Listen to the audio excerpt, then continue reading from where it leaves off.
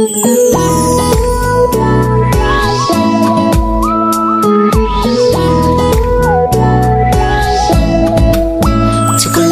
달콤해 달콤해 달콤해 오렌지는 상큼해 상큼해 상큼해 초콜릿은 달콤해 달콤해 달콤해 오렌지는 상큼해 상큼해 상큼해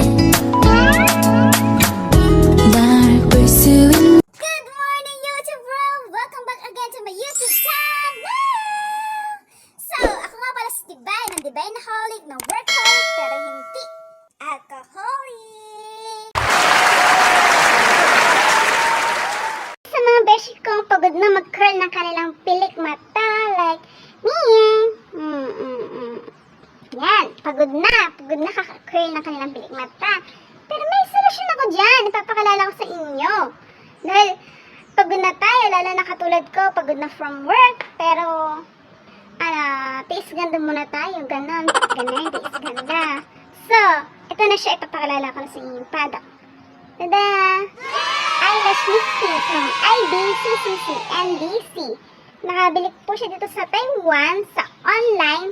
Ito sa page na to, sa mga gustong bumili. Ito siya.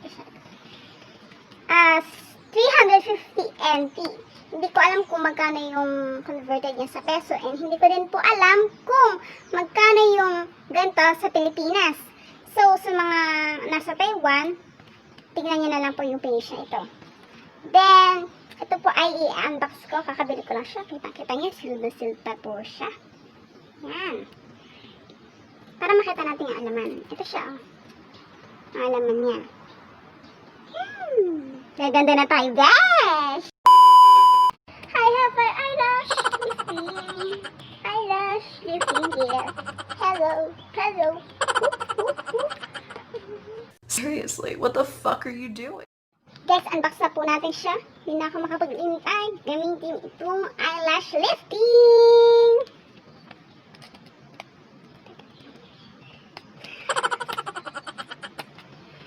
Ayun na. Ayaw mo pabukas. Yan.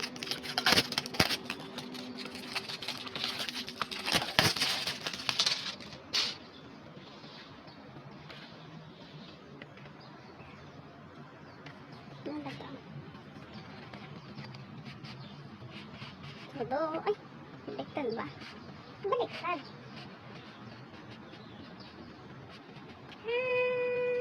Punta na lang. Ito guys. Ito yung dip pads niya. And ito yung clean tool niya. So, may makikita tayo dito yung instruction. Ito po. Instruction. Itong perm, nilalagay po siya pagkatapos yung linisan nito. And may mga number siya.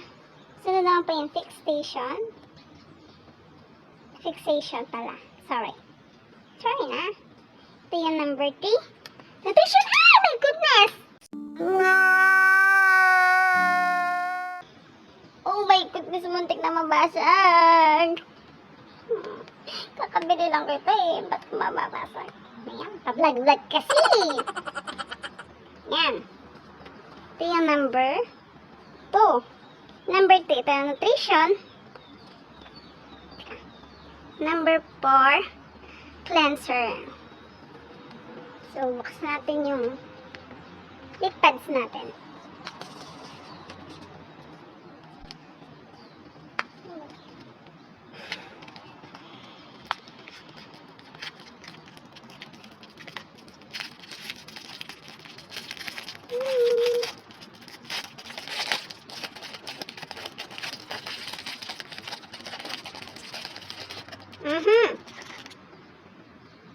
Ano ba? Paano ba? Ganyan ba yan? Hindi ko alam. Ano ba? Ganyan ba?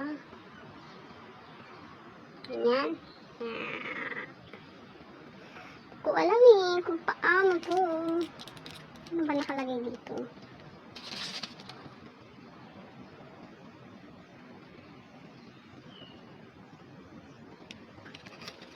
Sabi dito, clean daw, clean off the oil, dust from the base, ganun. Kasi number 2, iPads daw i-apply daw sa under eyelids. Protect your skin from the priming lotion. Ganyan siya, guys. Diba? Tingnan. Yan. Pangatlo, put lip pads on your eyelash. Yung lip pads ang alam ko eh. Bak meron pang iPads tapos may lip pads pa. Baka itong cleaning tool. Sige, buksan natin cleaning tool.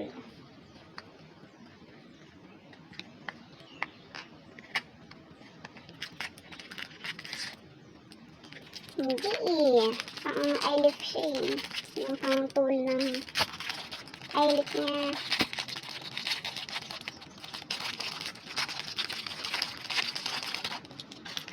Meron siyang parang mini suklay.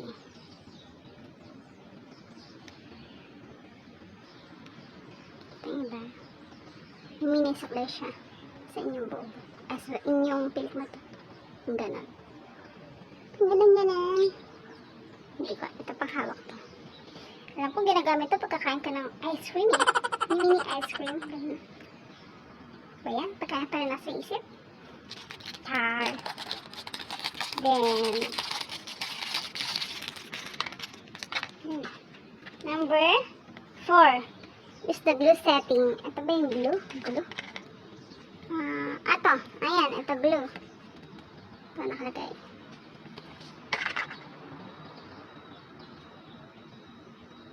Hindi na focus sa camera. Malabo siya nga. Sample lang po kasi yung gamit ko. Pasensya na. 4 pack 4. 4 pack 4.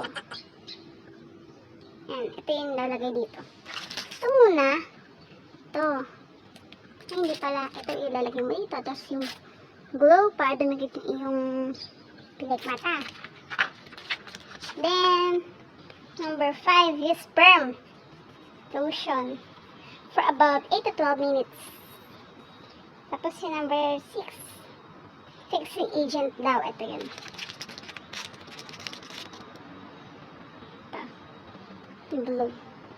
Mag-focus na naman.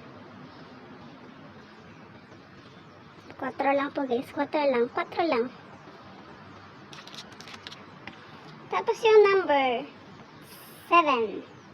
Clean the eyelash lip pads, then use the number nutrition lotion to nourish your eyelash. Ito. Ito siya. Meron po nito sa bahay, olive oil. Olive oil po yan, joke lang. Kami na malaki. Olive oil lang po yung joke. Char! Char! And number 8 is the number for cleaning.